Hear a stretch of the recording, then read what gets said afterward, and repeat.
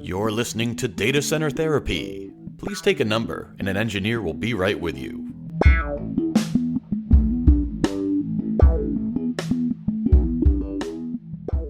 All right. Hello, everyone. Welcome back to Data Center Therapy, a podcast from IVOXY Consulting that talks all things IT with a healthy dose of empathy. I'm your host, Matt Yette, and you'll just have to trust me on that. And alongside me is my co-host, Mr. Matt Cozzolino. Matt, how you doing? Pretty good. Can you verify who you are, though, real quick? I'm not sure. Yeah. What's the matter? Cos, where's the trust? Where's the love?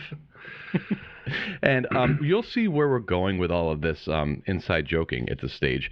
When we introduce our special guest on the episode today, we are excited to introduce Quinton Barber to Data Center Therapy, not only to the pod, but to IVOXY now for... How fast has the last 100 years gone by, Quinton? How long have you been with us now? I've been at IVOXY since the very beginning of the year. It is almost 2 months now. Feels like... Has it felt longer? Has it felt like shorter? years.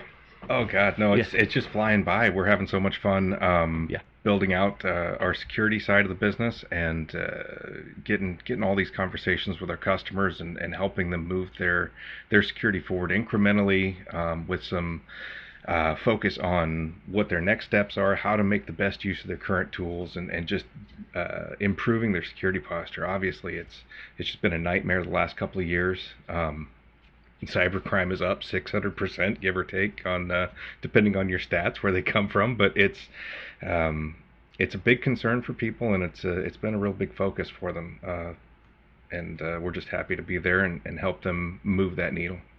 Well, we're happy to have you. You want to tell us a little bit about just briefly about your background, or how have you arrived here today? I got 25 years in IT. I spent the majority of that actually doing IT, administrating, engineering, architecting. I was a director of IT at a very large Fortune 500 company. I've been at very small companies, startups, in a lot of different verticals, financial, and obviously retail and business process outsourcing and some MSPs. So I've been around. I've gotten the privilege to see a lot of things and accomplish a lot of things.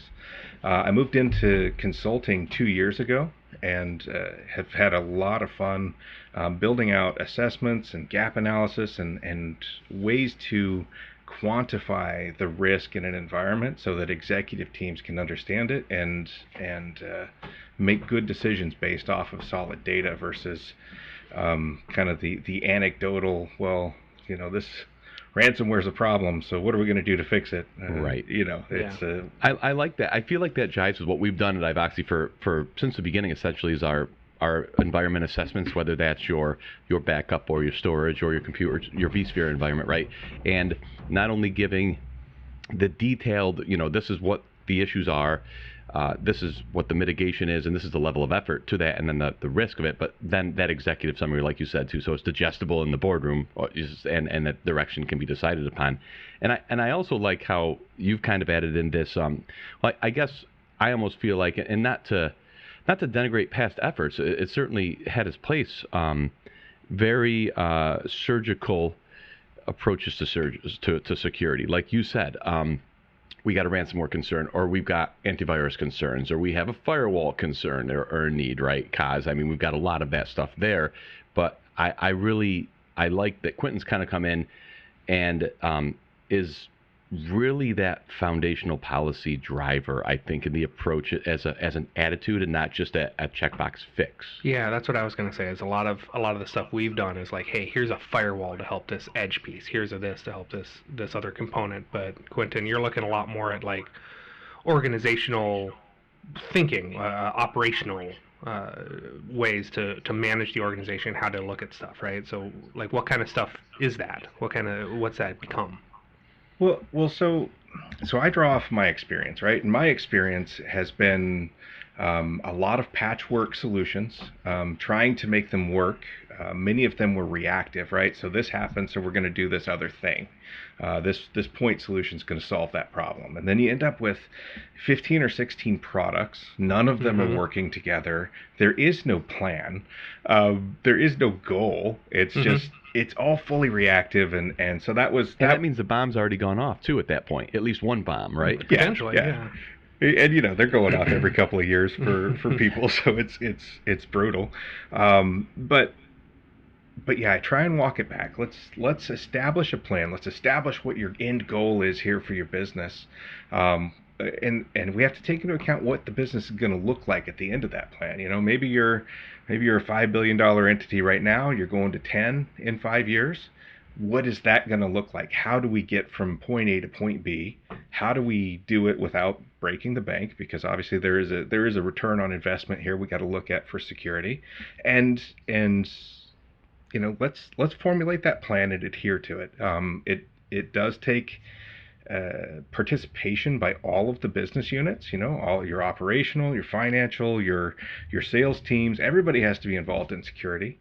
Otherwise, it doesn't really work. And yeah, just put that all together in a way that makes sense for the organization, so that they have a good roadmap to where they're going to be. So the adage and discussions I have with people, and a lot of times out in my social life, non-IT, and we talk about security because it's not, it really isn't often, it doesn't, not always, but it isn't often, this state-sponsored black hat hacker, got through this really obscure bug in my top-of-the-line layer 7 firewall and this and that. It's usually Jim or Susie just clicked on the wrong link, or they picked up the phone and they read out their PIN file or the PIN number, and that's it. It's so much as this is social. How do you protect an environment that, the old adage is, if someone has an agenda to screw up their computer, they're going to screw up their computer, no matter how many admin passwords, whatever. How do you deal with the fact that you're one human error away from compromising? How do you deal with that? I mean, ultimately, that's pushing crap against the surf, Yeah, absolutely. And the simple fact of the matter is, you are going to be compromised.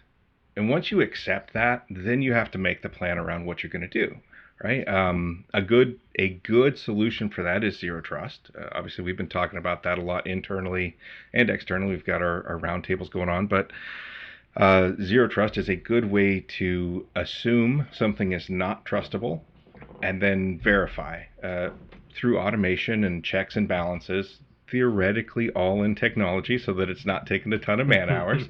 But to really bring that back to, okay, is this the right person on the right device? Okay, yes, they can have access to this network. Okay, yes, they can have access to this data. Okay, yes, they can have access to this application. Once you've done that, you've mitigated the spread. So when somebody comes into your environment, say they compromise Susie's credentials, right? And let's just say she's an HR director, because, and I'm not picking on HR directors, right? Or marketing, I'm in on that. I'm about that. I'll do it. I'll pick on HR. Go ahead. Frequently it's sales, but we never pick on sales. But anyway, so somebody got their account compromised. Maybe they're important, maybe they're not. And then they try and get to other places in your network. They've achieved one point of compromise. They go out and they run scripts and they try and elevate and escalate their privilege across your network. So that means they have to run maybe PowerShell, and PowerShell runs on a certain port, and they're running it against the rest of the IPs on that subnet. What is in place to control that? What is in place to stop that PowerShell from going from Susie's computer to Johnny's computer? Is there anything in place, right? What is protecting you there? And then, sandboxing. Say she is the HR director, and she sends out an email that says your new benefits package. She, air quotes, didn't send that. It was your bad actor, but they've compromised her email, they've compromised her machine, and this looks legit. They didn't have too many typos in it, and 300 or so people click on it. Then you're dealing with a whole nother problem. So it's what are you going to do that once this lands, once the bad actor breaches an enterprise asset, what are you going to do to stop it? What layers do you have in place to protect your organization? And that's where we really fall down. There's a need for enterprise technology operations to work and work easily. and that is fundamental to business, and that's where the rub comes in. Either to make it flow easily and to secure it is going to take a ton of hours, and nobody wants to pay for the people, or it's going to take a ton of product and investment on the front end to make it automated and a fully mature orchestrated environment. And that's understanding that return on investment is the key, I think, for many organizations. I keep bringing it up. It used to be a number of years ago. Like I said, the last couple of years have been a nightmare. A handful of years ago, I think if you were a mom and pop or even a mid-range sized business, there wasn't, not to be naive, but there wasn't as much of a concern. It's like, oh, who wants my data? Who am I to anything? I'm not military. Who cares about that? Yeah. Who cares if someone knows that Jimmy bought a skateboard? It's just, who cares? It doesn't matter. And now it doesn't matter. The data matters to you. It's valuable. How much money is your data worth to you? And the answer to that is, what's your business worth? What's your livelihood worth? And at that point, everybody's a target. It doesn't matter how big or small. And maybe the bigger companies can have a bit more of a lever against them in terms of exposing their customers and the additional embarrassment and market value and stuff like that. But yeah, everybody is a target here, and that's the terrifying part. And we've been seeing that out in the field. It doesn't matter what business you're into or how big or small. We've seen people get locked. Script kiddies make it quite easy nowadays too. But locking the information is just one part of it. I mean, even if you are selling skateboards or soap or whatever, you've still got, here's contact info, here's PII for people, and there's, you can steal that, use their credit card, use their identity theft of those people too. But yeah, because even if you can get your environment back up, I can still release that stuff out publicly right, exactly. too. Right. So, I mean, that's kind of an onus on us then, right? Us as an individual, as I need to make sure that my life is secure and locked down, lock up my credit, lock up those components too. That's a little out there, a little different. But what does zero trust mean? I mean, you talked about a little bit of the products, the firewall components. How do you verify that the people, I can't buy a thing and install it and say, now I do zero trust, right? What goes into that? If you have to put your hand up and say, this is the term I'm hearing above all else, it's zero trust right now. Today, is every email that comes in from a vendor partner, everything, they are branding themselves with this zero trust. Mm-hmm. What? Yeah. So, and we do a really great roundtable on this. So I invite anybody who's listening to join that. It's no cost. We do it on Tuesdays at 11 o'clock in the morning on Pacific time. But zero trust is essentially a concept whereby you verify continuously identity. You verify continually that your device is up to date, and you gain control of your enterprise assets by microsegmentation of the network and control ingress and egress for all of those points. So that the other two pillars of zero trust is your applications and your data. You can make decisions, not you as a person, but your organization, your technology can make decisions. Is this a valid person on a valid device that can access this? And it takes a little bit of work to get there. It takes elevating your maturity in identity, elevating your maturity in devices, elevating your maturity around your network to get to that level of automation that can enable a zero trust framework. Is there a difference? Is there a difference between zero trust on the user and zero trust of the components that make up this application? No, because it's a whole framework, right? It's built around the whole thing, so that you can, each time any connection is made, make those determining factors. Okay. And just when it comes to the practical application, does this also mean that user password managers, is that a good idea, a bad idea? Because you would think that overall that is something you want people to get used to, personal life, everything. When it comes to work, I work with a lot of customers, and then LastPass pops up, and this is filling this, and this is filling that, and those are all cached. And that also, talking about this starts to make me think, we're well-meaning by thinking this is a good practice. Is it really something that is part of a proper structure? Well, to be perfectly honest, I wish passwords would go away. What do we replace them with? Yeah, how do we do that then? Right. So multi-factor authentication can mean a ton of different things, right? There's biometrics. I'm on camera right now on our Zoom meeting that we're doing here. I'm pretty much on camera all the time. If you think about it, I look at my phone, I look at my laptop. That's what the NSA tells me. The camera exists there. There's fingerprint readers. There's YubiKeys. There's things that will send you a text message, ask you to make a decision on it, right? So, and the one for that is like Microsoft Authenticator. It'll send you a push to your phone, and then, is it the number 64, right? It's like, choose this on your phone, and it gives you 3 numbers on your phone. It's like, okay, yeah, I'm a real person, thanks. I have found Authenticator, as cool as that push is, it'd be pretty easy to hit the wrong button. Yeah. If it just popped up my phone randomly, I'm not engaging with anything, and then I think it's just for ease of use. It's just not. Are you sure? Mm-hmm. Like, there didn't seem to be any of that, and now I've heard that these push authenticators might not be. We already know we don't really like SMS as a two-factor. SMS SIM swapping is way too easy to do, but Yeah, what is the two-factor philosophy is something you know and something you have? That's what I was going to ask. Is what if it's something you know, that's your password, right? How do we still have multi-factor if we're just relying on something I have or something I'm, right? Right. So there's other things that go in there, right? So as you mature through the process and you get tools like user entity behavior analytics and threat intelligence built into your overall identity platform, we can determine, okay, so Matt logs in from this set of IPs every day, right? He logs in from his phone, he logs in from his home IP, which changes periodically, maybe not, and he logs in from work, and he logs in from the Starbucks, and he logs in from probably 10 or 15 places pretty regularly. Mm-hmm. Now, when he logs in from Idaho, which is not very far away, right? You could probably make that drive in a day. That flags. That elevates the risk potential of this connection, right? So you start to get intelligence and decision making. So maybe when Matt is logging in from the normal locations, he's not even prompted because we know that it's him unless his house got broken into, which is probably wrong.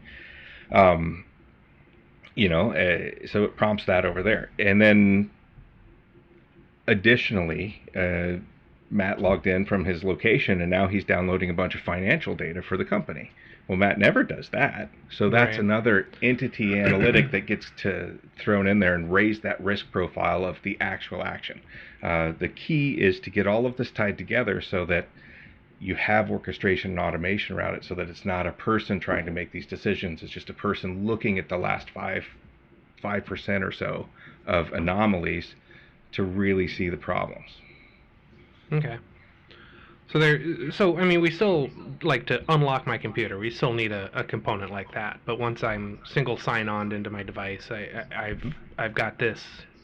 Is that XDR? Is that the component that's running locally on my machine to, like, watch my activity, where I'm going, the things I'm interacting with, and the common things I'm doing, and kind of give my computer interaction a fingerprint of sorts to say this is what I look like when I'm working, air quotes? Is that Yeah, so XDR and MDR is an excellent step along the way, because what that's doing is starting to gain some analytic capability beyond. We need to have this data before we can do something with it. Right, exactly. Yeah. So your typical antivirus, traditional antivirus, only looked at the signatures of things that were running on your endpoint. Now, when you have an XDR or EDR solution or MDR solution, you're typically looking at your endpoint data, like your mail data, your CASB, some other analytics are coming in to your environment based on your device or your identity, so that you can gain a greater perspective within that single tool as to what's happening. Okay. I've got a really conceptual question here. This is just, I'm not trying to lead the witness in any way here. It's interesting because I think just because we've done things this way for a million years doesn't always mean that it's the right way. And conversely, just because something's different doesn't mean it's better, right? So I'm on both sides of that fence. Let's pick on one. Active Directory. That is probably foundational for the vast majority of people listening to this, if not everybody out there, save for maybe a handful. Is it something that, and let's say that I'm sober in my approach to the cloud, in that not everything's going to live out there, and not everything's going to live on premise, but I want some flexibility. And I'm starting, well, first of all, maybe even though I want to talk about I'm starting greenfield, I think that's probably not all that, it's not that realistic for so many people. So many people have existing infrastructure. Is Active Directory okay for the way forward? Is it just a matter of, as long as you have these components in place that get this information, you're okay? Or do we need to be more modern with our identity and access management? So we're in a tough place right now, and I worked for a cloud-only organization a few years ago, whereby we did not want to do anything on-prem. I hear that all the time. Not cloud first. And actually executing it. If I was starting a business, I might lean that way right now. Absolutely. You're starting one. Yeah. We still had Active Directory. Okay. Because we had to. At the time, it wasn't an option for some of the tools we were using to not have it. That's what I was thinking. It's driven kind of by the tool, right? Yeah.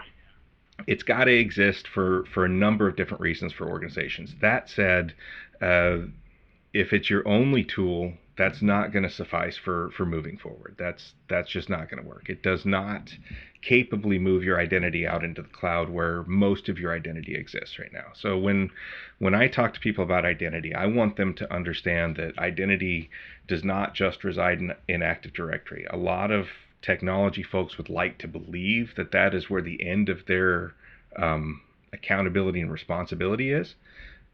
But we have to move past that to the entire business. And we have to look, your identity exists in your HR system. It exists in your CRM, Dynamics, Salesforce. Your identity exists in your ERP system, whatever it takes to write an invoice in your organization, whatever it takes to manage your hours or your products or your inventory. You probably have an expense system. You probably have 15 or so places where identity exists in your organization, minimum, for core business systems. I've done a lot of assessments around shadow IT over the last few years. Many organizations, most of the organizations are pulling more than 2,000 SaaS apps into their org. Many of these are not controlled. They're shadow IT. It's the ease and prevalence of software as a service is really killing us as we move. Kind of letting the horse out of the barn. As we moved, as we all moved home in the last couple of years, it's gotten even worse. So identity is just blown up as a key component to your future, right? So you have to have a solution that controls identity, at least for your 15 core business systems, right? 10, 15, whatever you got. Know those, inventory those, choose an identity platform that will tie all of those together. Gain some automation around that so that these accounts are created automatically and deprovisioned automatically, ideally off of the HR system, because that's the people who hire and fire people in that system. That's my own personal opinion. Take it for what it is. And then go after the rest of it, because it does exist, right? So your insurance guys may have started a Slack without you knowing. I did an assessment for an organization, and I found a phone system being used at 3 locations out of 20 locations. Manager just signed up for it, told his buddy about it, how great it was. It was way better than the IT phone system. I wish we were on video for this one, because that's the look. Yep. Like, sure. Incredulousness, sure. Right? Like, I think everybody listening might be making the same face. Yeah, like, can you hear eye rolls through the audio? Yeah. 54 people in the organization were using this other phone system, and it wasn't just a phone system, it was a communication platform like a Slack or a Teams or whatever. So they were sharing data completely uncontrolled. I was like, yeah, we need to help lock this down. So yeah. So I would imagine there is, at least at the very beginning, certainly at the very beginning, quite a bit of friction in terms of, look, Jimmy does it this way and has always done it this way. And, now you have a user that's used to, oh, look at the bottom, there's my password on my sticky note on the bottom of my keyboard. And, yeah. And if I click there, this comes up, and if that doesn't happen, then I'm gridlocked. And so user education, but user adherence. I mean, how do you implement proper security controls without completely putting the stop sign up and saying, killing productivity, right? Because there has to be a dip, you would assume, some sort of real life dip in productivity because now you're implementing a zero trust, mentality. There frequently is, yes. I attribute that to lack of planning, lack of adoption, change management.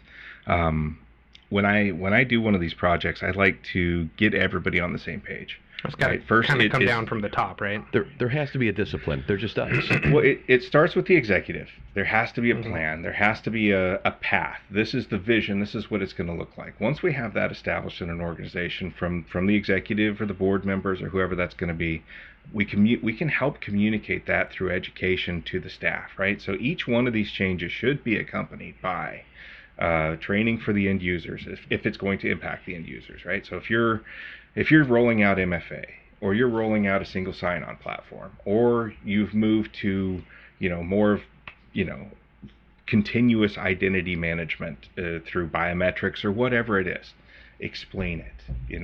Take some time. This is what throw out the stats. 96% of breaches start with a compromised identity, and this is why we're doing this. We have to protect our business, right? People don't want to screw this up. They don't want your business to fail. They don't want to be out of a job because the entire company went under, like 68% of small businesses after a major security incident, right? I mean, the stats are there. Explain it. Start with why. It's a good book by Simon Sinek. And then bring them along for the journey. You're helping. You're doing something great. Empower them. Let them understand their contribution by helping with this process. It's great. I like it. So, you mentioned a round table.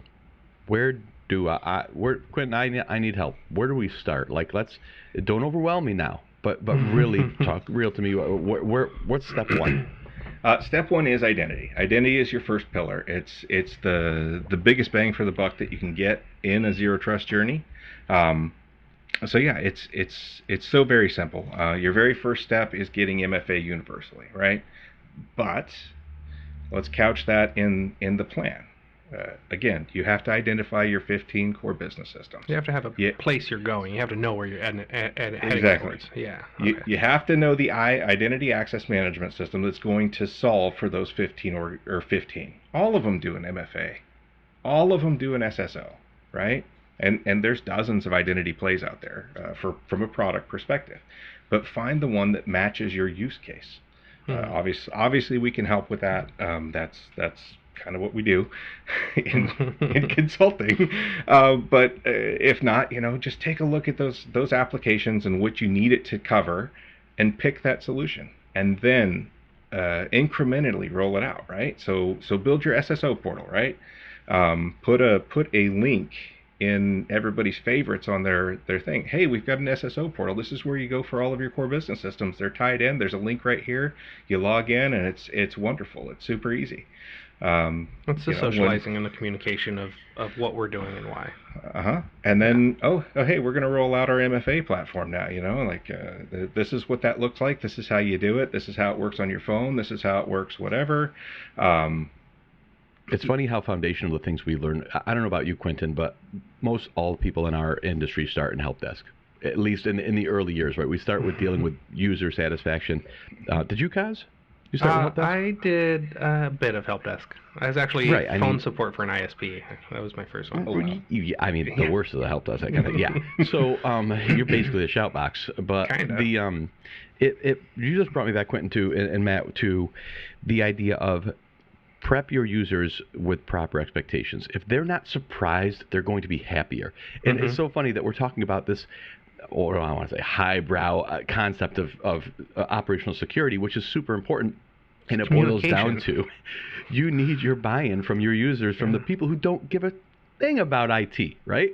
Or even security as a concept, right? Ultimately, can I get my job done is the most important thing to these people. And if you get in their way, I don't care what your intentions are, it's slowing me down. If you can, and so it brings me back to when I was in my early 20s, and I go back and I think, okay, we have this email migration. I remember, oh my gosh, this is so funny. I remember I was an associate network administrator, and that included help desk. It was a 2-man team for a vocational school, right? And I was still in college at the time, working during the summers, and we were switching from, I can't remember what, to Exchange, like 2000 and I don't know, 2000, I think, and I put together a 3-page document. When I say 3 pages, I mean like 60 words and big pictures. And I printed it out and stapled it, and it was just like this huge coloring book style thing, like, hey, you just click here, this happens, and you're good. And people would literally get this 3-page printout with like 6 words on the first page and a big color picture and be like, I can't read, I can't do this, I can't follow this. I go, whoa. Like, I'm not asking you to translate hieroglyphics here. There's one word, and then there's another word, and then there's another word, and they form what's called a sentence. There's a picture if you need to see what you're, and it's just, it was lost on so many people that they just change don't is hard. People want, don't like change. Right. And so if you can if you can get that educational piece, that's so foundational that you can put the fanciest software, the most automated software in, but if you don't have buy-in from those users, you're in for a world of hurt. Yeah. There's one of the things. So I worked in an organization, had a really great peer there, and she informed me multiple times that people have a fear, or not really a fear, a feeling of inadequacy around technology. And the challenge here, I boiled it down to the fact that IT is typically 1 to 100 or way worse in a ratio to staff, right? So when we do a change in IT, we can't support the users, and we feel bad about it, but I can't help 200 or 300 people at the same time. So I come up with a document. This is how it works, so that I can manage, the last 5%, because I can handle 20, 30 people. That's fine. That's doable, right? From a help desk perspective, or however it's going to be. So that's why it's super critical to get your adoption and change management piece in place to really help them feel supported, help them understand it on the front side, so that there isn't that feeling of inadequacy on the backside. Or hire just as many IT people as you have staff, and then you can do all the changes you want because the staff will feel supported. I like that word inadequacy, though, because I think you're absolutely right. It's not that they don't want to. It's just, I can't deal with this. I can't deal with this. I can't do it. I can't do what you need me to do. And so I'd rather just give up. Yeah, that's a good point. There's a piece that I think we as the engineers kind of miss sometimes, is we have these tools. We have this NSX, so I can write microseg firewall rules. I've got my Active Directory. I've got my multi-factor thing, and all of these are just tools with a lot of buttons and knobs and dials on them that I can adjust. But I don't necessarily have, I as the engineer that's putting this thing in, don't necessarily have a direction myself. So I think that might give us some issues where, I deployed this app and I chose these kind of security settings on it and turned this on, and someone else on a different team is doing something slightly different, and we don't have a common theme, a common unified front of what we're doing, and we as engineers doing stuff kind of need some of that as well. Absolutely. It boils down to monitoring, being aware of what's happening in the environment. And the most ridiculous use case is we had a problem, so we put a rule in the firewall, any, and that fixed the problem. And then it got left there for 6 months, right? That's happened. That's happened to everybody, I think. Because we've got continual auditing, we've got testing, we've got to keep looking at this, And that's where the deviation between security people and operational IT people comes in. And I do a considerable amount of time educating people on this as well. Your security staff should be monitoring, analyzing, setting policy, setting the framework for what you're going to do. And then that gets handed over to the technology operational people to implement, because it comes down to responsibility, right? So these folks over here on the security side are responsible for securing the business. The technology operations folks are responsible for keeping the lights on, keeping the business running smoothly and functionally. Quite often people want the security guys to just go in and fix everything. And it's like, I don't know why this was done.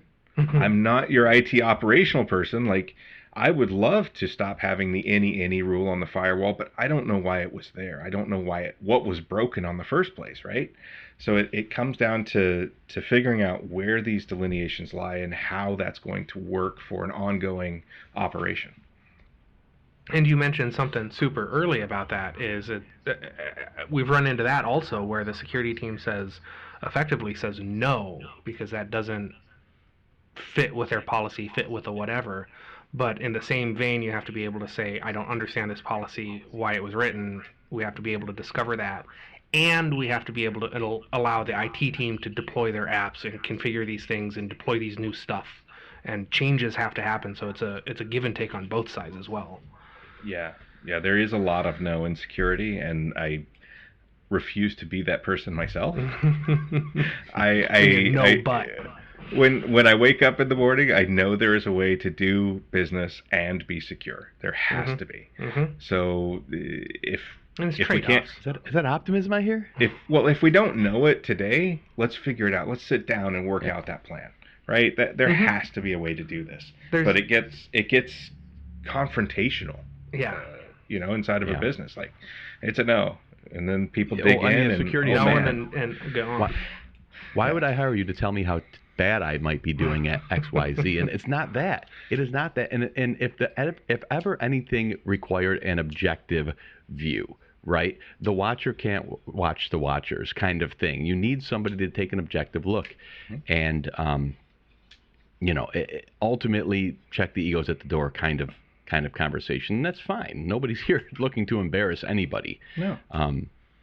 Because we all in our operational lives, I'm sure, have made mistakes that we wouldn't want anybody to know about. That's fine. Nobody's judging here. Yeah. It needs to change from a no to we need to do this and this other component to fit my needs as well, my security needs, your operational needs. Yeah. Exactly. And the other challenge we have is that many organizations don't have fully developed staffs, right? They're in the typical phrase you hear is, "Oh, well, we wear a lot of hats around here." It's like, but which one is your primary hat? Which one is, when it comes down to it, which one are you going to do? No, it really doesn't. With security, and I've worked in a ton of small organizations, and it always comes down to the business has to run, so fix it. I don't care. And that's the CEO that comes down to the office, is like, it's broken, fix it right now, whatever it takes. And that's how that any firewall gets in. Everybody knows it's wrong, but that was the decision that had to be made at that point, because that person's job was a network engineer or network administrator, and they had pressure put upon them to fix it now. It was not fix it securely, it was fix it now.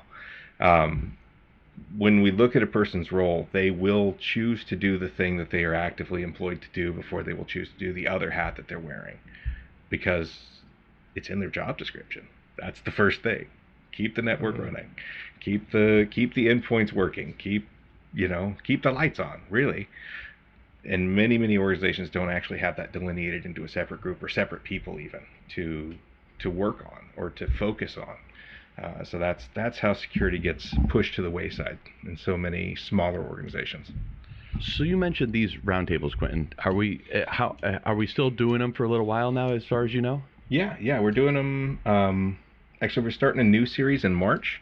Awesome. I think we're going to keep the general NIST Zero Trust roundtable going, but I think we're going to move into device security next month in March. But we do have, obviously we can also set up a one-on-one. It's imperative that we help our customers and the people that rely upon us to move the needle and get the right solutions in place, get a plan put together. The journey is going to take years. for most organizations, and it's important to have it lined out so you don't have to rip and replace. Ripping and replacing security is sub-ideal with a very large exclamation point. Well, so we're going to put a link on the blog post on ivoxy.com for this episode for those roundtables. So if you're listening and you're looking for a link, head over there to ivoxy.com for the blog area for the information. And in terms of if you've got questions, you want to dive in a little bit deeper with Quinton and the rest of the team, definitely reach out to us. I mean, if you have an account manager, reach out to your account manager. If you don't, podcast at ivoxy.com, info at ivoxy.com. They'll all end up somewhere. They but will. Quinton, I got to tell you, and I'm probably sharing Mr. Cozzolino's opinion too, this is one of my better favorite podcast episodes. I feel like the rubber hit the road here, and I learned a lot today too. So thank you for that. Thank you. Yeah, this is awesome. Maybe we can even do some kind of a mini little series with the episodes where we can talk about that end device management and stuff, and kind of have you on here in a month or so. If you'd be cool with that. Absolutely. Love that. We need to get you on video too, because you have an IVOXY orange shirt on. I don't know if that's on purpose, but it's awesome. I love it. And, Absolutely. Yeah, it's great. Playing the part for sure. People say I have a face for radio, so I typically just go on the audio. But yeah. Quinton, thank you so much for joining us. Absolutely. Thank you for having me. Yeah, for sure. Mr. Coz, pretty good one. I like that. Yeah, that was good. That was good. Cool. Yeah, well, again, if anybody has any questions or wants to talk security, hit us at podcast@ivoxy.com. Subscribe, hit the subscribe button, give us a review. We'd really appreciate that. I haven't begged for one of those recently, so give us a 5-star, obviously. If you talk about Cozzo, maybe we can leave it over there. But yeah, a 5-star review on iTunes or Spotify, wherever you're listening to your podcast. Thanks again for listening to Data Center Therapy, y'all. Have a great day.